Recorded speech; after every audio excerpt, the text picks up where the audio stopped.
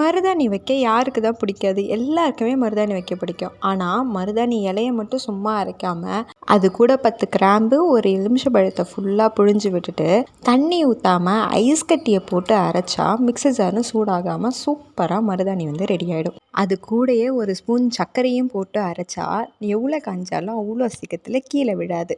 மருதாணியை குறைஞ்சபட்சம் 2 மணி நேரத்துலேருந்து 3 மணி நேரமாவது வச்சுருக்கணும். அப்போ தான் வந்து நல்லாவே சிவக்கும். அது மட்டும் இல்லாமல் மருதாணியை எடுத்துகிட்டு உடனே வந்து கையை வந்து கழுவிடக்கூடாது.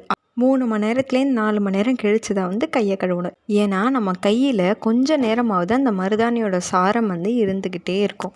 அதனால தான் மருதாணி எடுத்ததும் கொஞ்சம் நேரத்துக்கு கையை கழுவக்கூடாது அப்படின்னு சொல்லிட்டு சொல்லுவாங்க. மருதாணி சவக்காதவங்களுக்கு கூட நம்ம கொஞ்சம் நேரம் கையை கழுவாமல் இருந்தோம் அப்படின்னா லைட்டாவது கலர் வந்து கூடியிருக்கும். என்ன தான் வெளியில் போய் காசு கொடுத்து டிசைனாக கோன் போட்டாலும் மருதாணி வைக்கிறதுனால வர ஹெல்த் பெனிஃபிட்ஸ் வேறு எதுலேயுமே வந்து கிடைக்காது. யார் யாருக்கெல்லாம் மருதாணி வைக்க பிடிக்கும்ன்ட்டு மறக்காமல் கமெண்ட் செக்ஷனில் கமெண்ட் பண்ணுங்கள். அப்படியே நம்ம சேனலை சப்ஸ்கிரைப் பண்ணி சப்போர்ட் பண்ணுங்கள். பாய்.